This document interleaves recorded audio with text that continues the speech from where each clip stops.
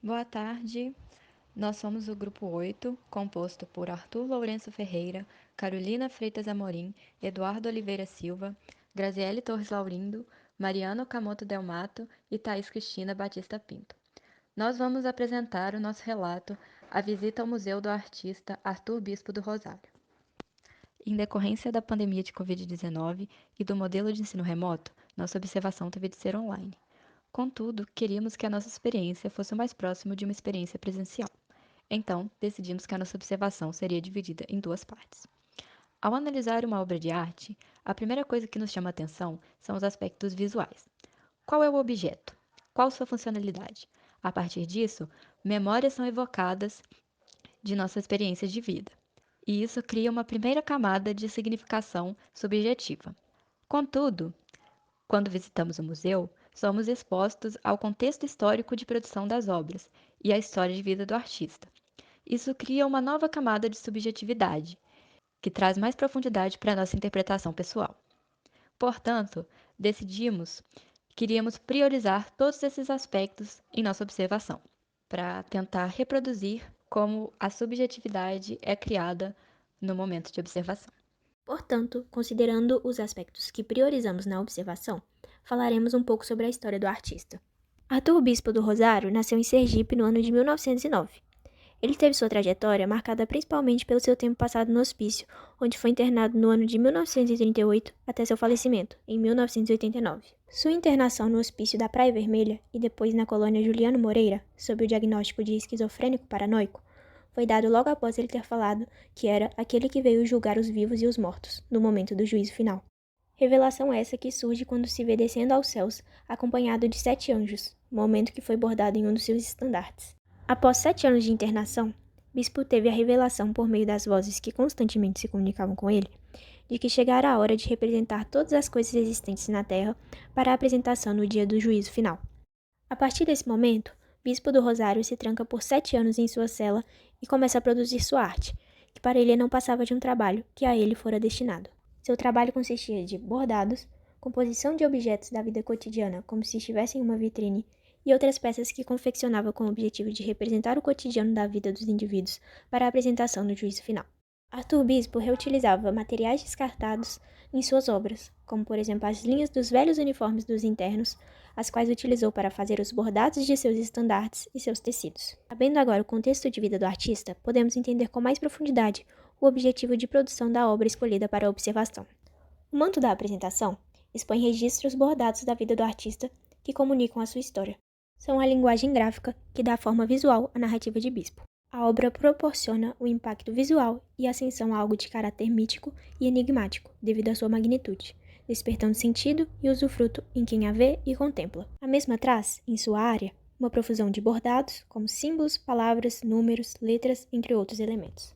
Como obra imagética, o manto apresenta uma narrativa visual em que os elementos bordados estão relacionados às passagens da vida do artista. São impressões de momentos vividos que, por meio de linha e agulha, o artista escreveu e teceu, subjetivamente, a sua história, contemplando a sua infância até a vivência na colônia. Os elementos expostos no manto nos apontam cenas ou episódios de diferentes momentos de sua existência de forma não linear. São, portanto, informações verbovisuais às quais podemos relacionar uma narrativa de natureza ficcional, com uma estrutura textual fragmentada. A narrativa do manto apresenta-se como uma trama labiríntica, em que não há indicação visível do tempo presente, passado e futuro.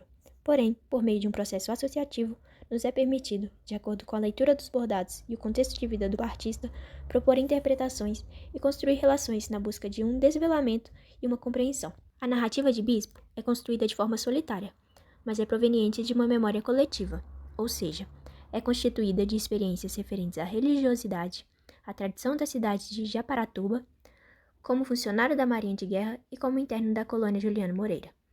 Toda memória individual é atravessada por uma memória coletiva que, por sua vez, colabora para que a obra de Bispo seja experienciada também coletivamente, acionando memórias religiosas, sociais, individuais dos que observam suas narrativas, em seus respectivos tempos e espaços. Percebe-se que os caminhos labirínticos vividos por Bispo também foram construídos por sentimentos de tormentos, dominados por delírios, paranoias, medo, pavor e angústia. Esses sentimentos são refletidos no manto, assim como em toda a obra do artista. O centro da vida de Bispo era habitado pela sombra de um Deus cruel, exigente e severo, cuja vontade, induzida pelo seu delírio patológico, o bispo viveu durante anos na tentativa de atender. Desse modo, vemos a narrativa do manto como um labirinto do paradoxo evidenciado na justa posição entre o mundo real e ficcional pelo qual viveu o artista. Agora que sabemos sobre a história de vida de Arthur Bispo do Rosário, podemos entender os motivos que o levaram a produzir o manto da apresentação. Portanto, podemos explicitar nossa interpretação subjetiva a partir de alguns pequenos relatos do grupo. Eu, Graziele, em uma primeira observação, achei muito interessante a estética do manto, que me lembrou as vestimentas dos cangaceiros nordestinos. Ao mesmo tempo, observando mais de perto, percebi que o manto foi tecido com cuidado, pois apresenta diversos desenhos e letras. Quando penso na história do artista e no objetivo com o qual o manto foi tecido, minha observação ganha mais profundidade. Não é apenas uma vestimenta estética, mas uma representação material do artista enquanto pessoa. Não é só um pedaço de pano, mas conta a história de tudo aquilo que o artista considera importante sobre si mesmo. É uma lembrança de sua vivência terrestre para levar consigo na eternidade. Dessa forma, a obra me toca profundamente, pois fala sobre a passagem para o pós-vida e sua apresentação no juízo final. É a vontade de honrar as experiências vividas. Para mim, esse é um assunto importante, pois sou muito apegada às minhas memórias e experiências. Para mim, a morte é como deixar tudo para trás, mas o manto da apresentação me mostra que é possível manter aquilo que lhe é importante e deixar a sua marca no mundo. Já Thaís, outra integrante do grupo, ficou muito impressionada com a riqueza de detalhes e adorou o fato das inscrições serem feitas com bordados.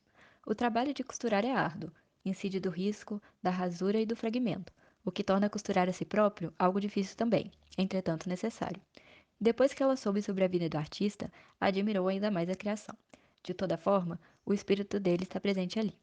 Foi complicado, entre as obras, escolher apenas uma para o relato. Apesar da escolha, é bom saber que não há artista de uma obra só, assim como a vida é sempre se refazer em tramas distintas. Um eterno processo de tecer, dar pontos cheios, desfazer nós e também se emaranhar, ainda que no avesso da pele, até poder cumprir a missão. Pensando desse jeito, ela passou a observar o manto como uma forma do bispo contar um pouco sobre sua vida, fazer do dia do juízo um cortejo celestial das coisas que nos restam, que reluzem justamente por serem cotidianas e banais, imprescindíveis em suas desimportâncias. Sobras, trapos, fiapos de pano. Ao juntar tudo isso para tecer o manto, Arthur Bispo conseguiu humanizar coisas que tendemos ao descarte, enquanto somos regidos pelo progresso. Enquanto lhe negaram a humanidade, ele nos presenteou escrevendo a sua própria história, seus afetos no mundo, nos aproximando do que também nos resta de nós mesmos. Agora eu, Carolina, vou falar um pouco dos meus sentimentos em relação à obra. Bom, o primeiro sentimento que surgiu em mim quando eu olhei para a obra foi de curiosidade. Porque como eu já sabia um pouco da história do Arthur Bispo, eu queria saber como ele se colocou nos detalhes da obra, que tem bastante detalhes. Assim, eu reconheço que o meu conhecimento prévio influenciou a minha escolha, porque eu busquei uma obra que pudesse ser carregada de significado para ele, e depois de observá-la melhor, eu percebi que de fato tinha muito significado para ele. Assim, eu interpretei que os escritos espalhados pelo manto e os nomes colocados no interior dele retratam sua vida simbolicamente, ainda mais por representar pessoas que, acredito eu, tenham sido importantes na sua história. Mas, mais do que isso, eu vejo como as cordas e o tecido do manto retratam sua vida não só simbolicamente, mas também materialmente, já que ele os recolheu e os juntou na colônia onde viveu grande parte da sua vida. Além disso, percebo como os sentimentos dele ali colocados também influenciaram os meus numa interpretação mais subjetiva. Visualmente falando, a obra me pareceu desconexa, mas isso acabou que me trouxe um sentimento de conforto, porque talvez a vida seja realmente isso, um punhado de coisas carregadas de sentido para nós, que não necessariamente se encontram e formam um conjunto passível de ser entendido pelos outros, mas que não deixa de ser única e significativa. Agora, quanto aos sentimentos do Arthur, ele relatou: durante o primeiro contato que tive com o trabalho do bispo, minha atenção estava dispersa entre suas obras, mas já ali, o manto da apresentação capturou meu interesse com seus detalhes e a forma que o próprio artista performava vestido com ele em algumas imagens que encontrei na internet. Nestas imagens, ele posava de braços abertos e mesmo que eu ainda não conhecesse sua história e sua missão, pude sentir que havia algum tipo de caráter messiânico naquela construção, além da sensação de que ele mesmo fazia parte do manto. Posteriormente, na medida em que eu pesquisava a respeito da história do bispo e suas obras, o manto foi se tornando ainda mais grandioso em meu imaginário. Isso porque nele estão presentes elementos observáveis em diversas produções do artista, como as linhas desfiadas de uniformes, objetos de todo tipo que faziam parte do seu dia a dia na instituição, e as formas, símbolos e nomes bordados, que além de trazer um aspecto fantasioso e épico, de alguma forma mágico, também traduzem-se como uma amálgama de sua técnica, filosofia e missão religiosa. Essas foram as referências utilizadas. Obrigada pela atenção.